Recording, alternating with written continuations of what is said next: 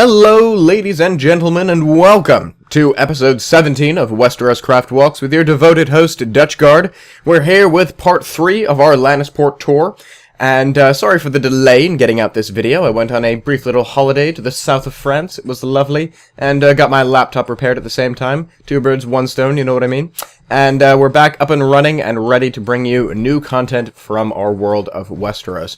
So I've just started here on the outskirts of Lannisport in the southern Sprawl. Just like in the first episode where I started in the eastern Sprawl, we're here now in the southern Sprawl on the road from Old Town, heading all the way up the coast along the Sunset Sea up to Lannisport. You can see there's a big vineyard on my right here. You can see the lines of grapes growing along here up to that hill where you can see the vineyard master's house there. We've got some barley here growing on the left. That just spreads out onto the horizon there, going forever. All these crops are needed to feed, of course, the booming population of Lannisport and their growing wealth. So along this road, which is a major trade road, like I said, runs all the way from Old Town from the south. And so you've got some inns here on the left and some residences as well for the farmers who tend to the fields outside of Lannisport. The Gilded Main Inn here, very nice, classic example of Lannisport in architecture. Or maybe not, but it's a nice one anyway. So here we've got another classic style of Lannisport there. In case you forgot from the other videos, the beautiful red tiled roofs and these sandstone walls with our green shutter textures here. We've got these lovely trees heralding our entry into Lannisport. You can see the walls there just luring ahead of us here. I ended the last episode, actually, on top of the gatehouse there, that southern gatehouse of the city.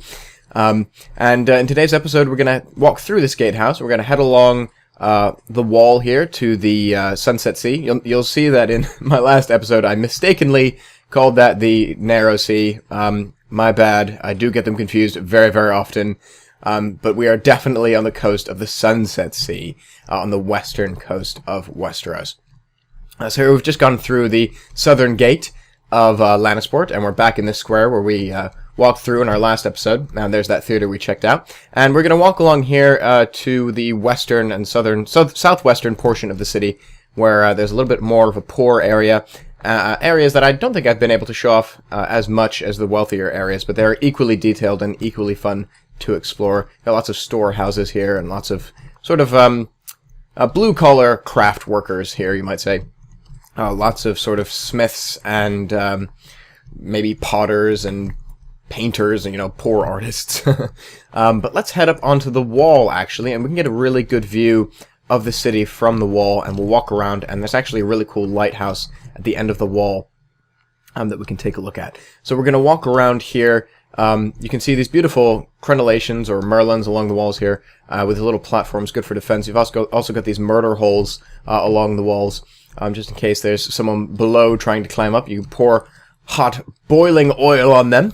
A classic medieval defense technique. You can see here the roofs of this poor area. You definitely know it's poor from these sort of very dark colors. And you can see some of the sails in the distance there of the docks. And that really tall tower in the distance there is the Lighthouse of Lannisport. And we're definitely going to go check that out and show that off to you. And so every one of these towers along the walls, of course, is full of supplies and materials. Out this way, you can sort of see the coastline stretching there. And this water here, of course, is the Sunset Sea. So continuing away along this wall, you can see back in the city there. My render distance isn't as far as it could be, but you can still see pretty far. You might even be able to make out the mansion of the lesser Lannisters over in the distance there. Alright, so continuing along. A nice little fireplace in here, a little stove. That's actually one of our new textures, a sort of a Lannisport brick stove. We will use that in other builds as well, though. Although some of the blocks we use in Lannisport, we try to stick to keeping in Lannisport, just to give it that unique flavor, that unique style. Alright, cool. So you can see some more sails there in the distance for the ships. Here's the lighthouse here. Let's see if we can head upstairs in the lighthouse. This is one of the builds that I had the pleasure in partaking in. A really cool feature of the city. And you just get an excellent view from the top, so I'm definitely going to make my way up and treat you to that view. And we might have to leap of faith from the top just to save us some time. But of course this lighthouse is very important because Lannisport being a major trade hub, so many ships have to navigate along the coast of Westeros and end up in Lannisport, where they'll trade their goods for the vast reserves of gold that the Lannisters have. Alright, cool. So here we are You can see there, down there is the docks and the shipyards and the harbor down here. We got some ships also anchored in the harbor, as well as some with their sails unfurled coming in to dock at Lannisport. Alright, I know there's a ladder up here somewhere. Here we go. And just get up here. This is where the fires are for the lighthouse. And some poor sap has to come up here with a log in one arm and fuel the fires. Alright, so let's see if I can strategically jump off this. Hopefully land safely in some water. Ooh, this looks doable. Geronimo! Yes, there we go. So you can see here, also underwater, we've focused on the terrain as well, making sure it's not just a sheer drop-off, and that these pillars for the docks actually sink all the way down into the soil. Alright, let's see if we can clamber out of here. Onto some seaweed, and up we go. Amazing. So here we are in the dockyards. I'm in this little warehouse here, which is full of fish and netting. Definitely the docks of Lannisport for sure. Alright, so let's make our way around. We've got this nice little fishery here, fish market, fishmongers. You can just already hear them calling out fresh cod, fresh squid, you know, whatever it is the Lannisportites like to dine on. Alright, so here we are heading around to some of our very impressive ships here we've got at Lannisport. Every major city, of course, has a very impressive collection of ships. Of course, most of these have the Lannisport colors, or at least a Lannisport flag, showing that they either belong to the Lannisters or hail from Lannisport. The Lannisport merchants are probably fiercely loyal to their Lannisport identity and want everyone to know that they come from one of the wealthiest cities in the known world. Alright, so let's head around. We've got all kinds of levels here for all the different kinds of ships. Small, large, we've got cogs, merchant cogs. We've got also, you know, naval, military vessels here, parked here for the Lannisters to use.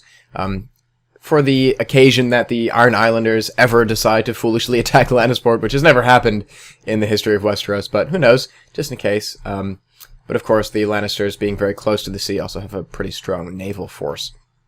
So here we are, heading along the docks, and you can see they're loading in the distance already. Some of you may have guessed it already, but that is in fact Castle Rock, still going up higher and higher. Castle Rock, which the name suggests, is built into a massive rock formation jutting out into the Sunset Sea.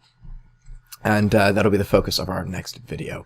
Here you've got this really cool lift heading up, carrying goods from this lower level of the docks all the way up, and presumably into Castle Rock, which of course holds some huge stores of food and gold and luxuries that commoners can only dream of. So let's head through this door, and we're into this little yard here. I think this must be owned or at least run by the Lannisters of Castle Rock. So it's sort of walled in. Probably have some affluent people living here. This goes out into the main city again. Don't want to get lost in there. So we're just going to head around this way. And I'm going to take you to the entrance of Castle Rock. And you get a sneak peek of what's inside there. So let's head through this gate. This will be the outer wall of Lannisport. And there it is. It is stunning. And this is the biggest castle I think we have on the server. Maybe, well, Harrenhal is the biggest, but this is definitely the most complex, the most detailed, the most fully furnished. It's also one of our most recent castle builds. And I'm yammering on, but I'm super proud of this build. So much planning and effort was put into it. It took nearly as long as making Lannisport itself. Just focusing on it, you know, took nearly as long to plan and build. But on the right here, before we go into Castle Rock for our next episode, we've got the tourney grounds of Lannisport. I don't think there's any tourneys held in A Song of Ice and Fire, but they of course have tourney grounds because, being the affluent Lannisters they are, they need to have all the fine furnishings of a stronghold, of a castle, and so they've got a melee pit over there as well as a jousting arena for them to come enjoy the antics of the Knights of Westeros battling it out for glory. So here we're just making our way around Castle Rock. Really takes your breath away when you first come here. You know, it's sort of all abandoned here outside. It's just sort of a bit of a wasteland for attacking armies to come and set up their siege. But they're gonna lose out. Castle Rock's never been taken. The only way it was taken was by Lan the Clever, and by sort of tricking the house that held it before him into handing it over. So here we are. That's where we're going to end this video for today. I cannot wait to record the next episode and show you guys Castle Rock. So keep an eye out, and I will see you then.